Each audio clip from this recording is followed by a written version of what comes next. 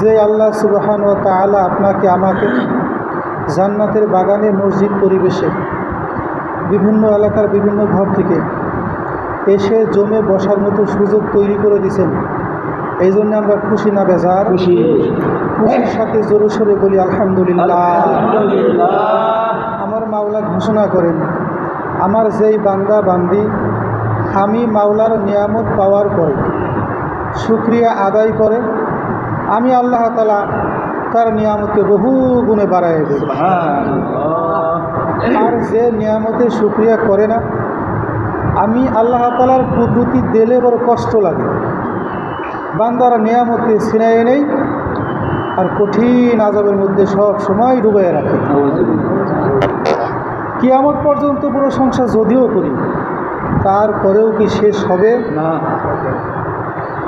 একটু চক্ষু বন্ধ করি, খেয়াল করি, লক্ষ লক্ষ ফেরেশতা সাথে করে নিয়ে আজরাইল আলাইহিস সালাম আমার সামনে হাজির হয়ে গেছে। কেউ দেখে না, আমি তো দেখি। ডাইনে বামে সামনে পিছনে ছেলে মেয়ে স্ত্রী আত্মীয় স্বজন বন্ধু বান্ধব সবাইকে চিনি আমি আজরাইল আলাইহিস সালামের ভয়ঙ্কর চেহারা দেখে কান্না করতেছি। এত বড় ভয়ঙ্কর সুরত আমি কোনো দিনও দেখি নাই, আজকে প্রথম। এই অবস্থা আমি খুব কাঁদতেছি। ছেলের স্ত্রীর আত্মীয় স্বজন সবার কাছে কান্দে কান্দে আমি আশ্রয় চাইতেছি, আমাকে বাঁচাও তোমরা। কিন্তু আমার কথা কেউ শোনে না। অনেক কষ্ট, বহু কষ্ট, আমার রুহটা বের হয়ে গেছে। হাত দিয়ে পাও দিয়ে শরীরের যত অঙ্গ প্রত্যঙ্গ আছে সব জায়গা দিয়ে আমার রুহটা দৌড়াদৌড়ি করছে। ওই মালাকুল মউত ফেরেশতা আমার রুহ নেওয়ার জন্য এমন কোনো চেষ্টা বাকি রাখে নাই, সব চেষ্টা করছে রুহ নেওয়ার জন্য। রুহ তো যাইতে চায় না, এই রাস্তায় যায় ওই রাস্তায় যায়, পলা।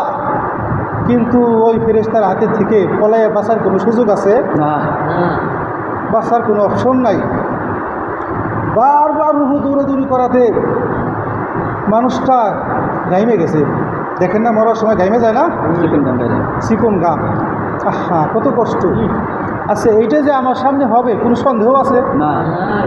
প্রত্যেকটা মানুষ হলো এই বিপদের আসামি। প্রত্যেকটা মানুষের নামে কেস হয়ে গেছে, মামলা হয়েছে, ওয়ারেন্টের আসামি সবাই। কোন সময় দিন এসে হাজির হয়ে যায়, উপায় নাই।